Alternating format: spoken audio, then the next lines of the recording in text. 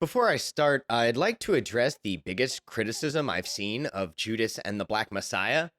The film is not entirely a biopic of Fred Hampton, and tells Hampton's story through the character William O'Neill, not exactly the most sympathetic figure. It's the story of how the system betrayed Fred Hampton, not the story of Fred Hampton's life. The director, Shaka explained that it would have been unlikely for a major studio like Warner Brothers to fund a biopic of Fred Hampton with his political ideology at the forefront. In order to get the film made, the setup had to be one that was easier for a mass audience to swallow, so the film functions as a thriller. I knew only a few points about Fred Hampton going in, but for the sake of the review, I took the time to watch several of his interviews and speeches. I'll leave links in the description below for anyone who's interested. Now, let's get to the review. Judas and the Black Messiah is directed by Shaka. It's his second film, and the treatment for the script was written by comedians the Lucas brothers. However, this film is in no way a comedy. It's ultimately a tragic tale, but hopefully it will enlighten viewers who don't know much or are misinformed about the life of Fred Hampton and the Black Panther Party. The Lucas brothers pitched this film as Bertolucci's The Conformist meets Scorsese's The Departed. The film tells the story of William O'Neill, a shakedown artist and small-time criminal who was caught impersonating an FBI agent in 1966 and was offered the choice of either serving 5 years in prison or joining the Black Panther Party as an FBI informant. The premise is immediately an intriguing one, and the film is expertly paced with plenty of well-acted scenes, all serving a direct purpose. The musical score utilizes heavy drumming, creating a sense of foreboding throughout, also echoing the revolutionary rhetoric of the film's subject matter. This film is based on a true story, and only a few incidental things have been altered from real-life events, most of which I'll get into later in the review. The film works as a biopic of the charismatic orator Fred Hampton, chairman of the Illinois chapter of the Black Panther Party in 1968, but also as a tense thriller, as our protagonist O'Neill is essentially a spy caught in the middle of a conflict between the FBI and the Black Panthers. Lakeith Stanfield and Kaluuya give amazing performances as the two leads of the film. Kaluuya captures Fred Hampton's fiery rhetoric through intense speeches, and these are some of the film's highlights. I believe I'm gonna die doing what I was born for. I believe I'm gonna die half the people. Yet there are also tender, quiet moments with his fiancée Deborah Johnson, played by Dominique Fishback, and I think these actors work really well together. When Fred Hampton is introduced, the performance immediately sells how he was poised to be a strong leader, though a controversial one due to the Black Panthers' ties to communism and open calls for revolution against the police and the government. Political power flows for the barrel of a gun. We in the Black Panther Party don't believe in no culture except revolutionary culture. Eventually, the streets of Chicago would be turned into a war zone with cops and Panthers dead. The big shootout scene with the police occurring halfway through the film is especially visceral and intense, with some really strong sound design. Within the context of the film, Hampton is a complex figure, as he and the Panthers do serve the community by feeding the children, and fighting for healthcare and housing for the poor, though in his speeches he calls out for escalation against the cops. Martin Luther King had preached peaceful resistance, but Martin Luther King and Malcolm X had been assassinated, and the Panthers felt it was necessary to be armed to level the playing field, especially when it came to police brutality. The party was originally called the Black Panther Party for self-defense. The Black Panther Party, a lot of people say we're violent. We're a self-defense organization that believes that the people should be educated what's going on. Yes, we do defend our offices and we do defend our homes. This is a constitutional right. Everybody has, there's nothing funny about that. Whether they have guns or not and badges or 18 uniforms, if whenever they step outside the bounds of legality into the bounds of illegality, then we'll blow their brains out if they're bothering the people. There's a contradictory nature to Hampton's violent rhetoric, as at times he promotes a more peaceful approach in the film, denouncing the war in Vietnam, and also saying we don't fight fire with fire, we fight fire with water, which sounds like de-escalation. Later in the film, O'Neill and Hampton clash because O'Neill wants to escalate the conflict by using C4, and Hampton pushes back against this. In real life, Hampton united several groups, including the white Young Patriots, who flew the Confederate flag, the Hispanic Young Lords, the Chinese American Red Guard, the American Indian Movement, and the Students for a Democratic Society into the multicultural Rainbow Collective. I said Rainbow Collective. It's actually Rainbow Coalition. I don't know why I said that. Like, they say it a whole bunch of times in the movie. Rainbow Collective. That sounds like a really bad psych rock band. Oh, wait. Rainbow Collective is also an activist group. Okay, so I wasn't that far off. Let's get back to the review. His unification of all these different revolutionary groups is what caused the FBI to consider him to be such a threat. In the film, several of these groups are consolidated into a fictional group called the Crowns, though this doesn't really change the events too much. Lakeith Stanfield as William O'Neill, the titular Judas, is the film's true protagonist, and like Hampton, he's a nuanced character, though he's more understated. At the beginning of the film, Jesse Plemons' character, another standout performance as FBI agent Roy Mitchell, asks O'Neill if he was upset when Martin Luther King and Malcolm X were killed, and O'Neill replies that he's never really thought much about it. It's unclear whether O'Neill's loyalty is with the FBI or the Black Panthers, and he appears to sympathize with both. The prison sentence hanging over his head is the reason he joins the Panthers initially, yet once he's in, he develops a friendship and bond with Hampton, and also becomes indoctrinated to the political ideologies of the Black Panthers. O'Neill's relationship with the FBI becomes more tense as the film progresses. In one of my favorite scenes, Mitchell is incognito at a Panther rally applauding from the crowd as he locks in a death stare on O'Neill. Martin Sheen plays J. Edgar Hoover, who is a minor character in the story, and the film really vilifies Hoover, though if you've read J. Edgar Hoover's Wikipedia page, it's kind of hard not to see him as a villain. He abused his powers so many times that even though he created the FBI, he's also the reason that no FBI director can serve for more than 10 years.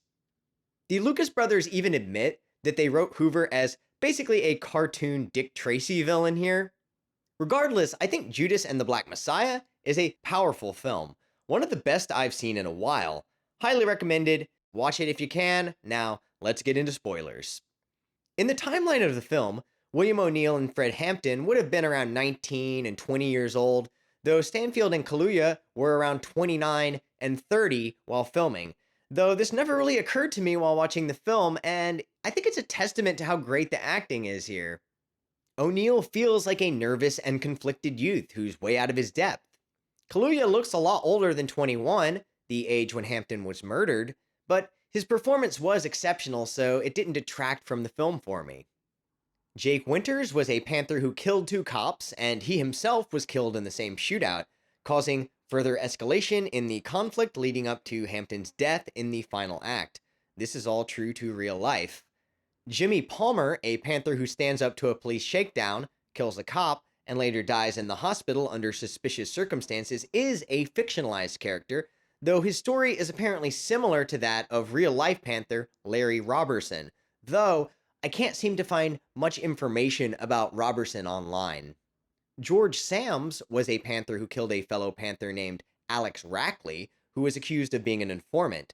Sams claimed that he was working for Black Panther co-founder Bobby Seale when he did this, though the Panthers believed that Sams himself was the true informant. The film follows the premise that Sams was himself an informant and that the FBI allowed the murder to take place. This is one of the few moments in which Plemons' Roy Mitchell character is humanized, as even he is shocked to learn this. Nevertheless, Mitchell protects his own job above all else, and in the end, manipulates O'Neill to take out Hampton. I find all of these layers of espionage to be fascinating, and I think they're incorporated into the film quite well.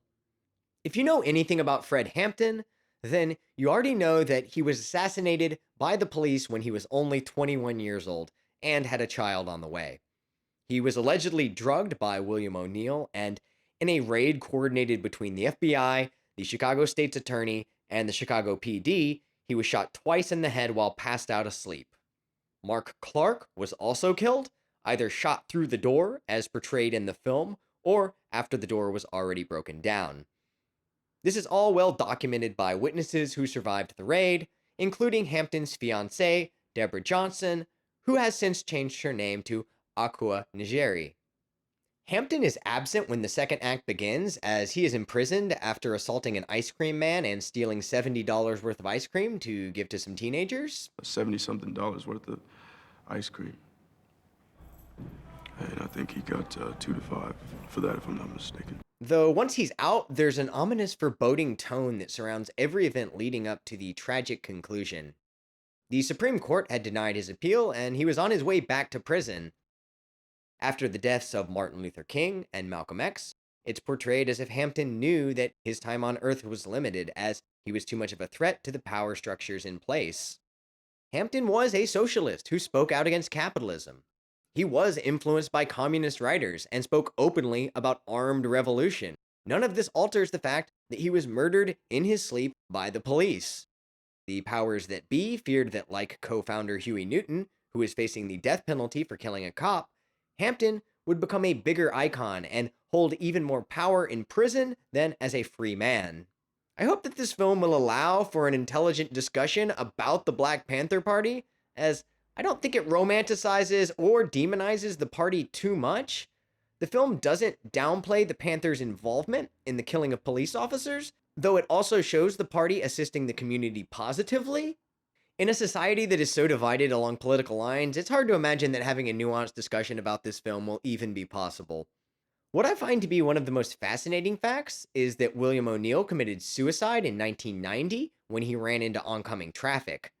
The film notes that this was around the same time Eyes on the Prize was released, which was a documentary where he was being interviewed about being an FBI informant and his involvement with the Black Panthers. Transcripts of the interview are available online for those who might be interested. O'Neill must have carried guilt over his association with Fred Hampton's murder. He tried to defend himself by stating that he always saw himself as an FBI agent, not as a CI or a rat. Yet he also proudly proclaimed that he was an activist on the front lines, not an armchair revolutionary. According to O'Neill, it was the Chicago Police Department that murdered Hampton, and that, as far as the FBI knew, it was strictly going to be a raid. This contradicts the film's portrayal that J. Edgar Hoover definitively wanted Hampton dead. William O'Neill was still attempting to reconcile his loyalties between the FBI and the Black Panthers right up until his death. Do you think that O'Neill saw himself as a hero or as a villain? Or I'm curious how you perceived how he identified himself. I think he died unsure of who he was. Yeah. And I can't say that I have a clear certainty of who he was either. While I thought O'Neill's character had complexity and wasn't entirely a villain, a good amount of viewers had no empathy for his character at all. I'm speaking more to the film's portrayal, not necessarily my feelings about the real-life man. By the film's title, the audience is already being told that one man is good and one man is bad, but I didn't read the film quite that simply. I saw it more as a criticism of the system than just one man. Some reviewers also criticized this film for not being a straight-up biopic about Fred Hampton, and telling Hampton's story through the eyes of the man who betrayed him. Though I thought this presentation was unique, and Hampton was still a lead character, and handled with great care, despite O'Neill technically being the protagonist, the character who we experience the film through. It begins and ends with O'Neill. The time that Hampton is in jail, we experience the Panthers through O'Neill. His weakness is there to contrast Hampton's strength. This is exhibited best by the fact that Hampton serves time in prison, and is even willing to go back while his fellow Panthers are deliberating on how to get him out of the country. O'Neill, on the other hand, is afraid and unwilling to serve any time in prison. It's often said that the protagonist has to be likable, though clearly people enjoyed this film while not sympathizing with the protagonist, which I think is an accomplishment in storytelling. The film itself is careful not to push its ideology too hard, choosing rather to make its ideology part of the subtext and to make it mainly a story of betrayal. That being said, Fred Hampton Jr. and Akua Njeri were both on-set consultants, and the press surrounding this film skews in favor of the Black Panther Party and some Marxist ideology, though I personally don't think the film functions as political propaganda, and you shouldn't have to be an activist to enjoy it. Anyway, that's just my take. My opinion. This is a deep and complex film, and given its controversial subject matter, it's not an easy one to talk about. I hope viewers can go into Judas and the Black Messiah with an open mind, and decide for themselves whether or not the film does justice to the life of Fred Hampton. I'm gonna die for the people because I live for the people. I live for the people because I love the people.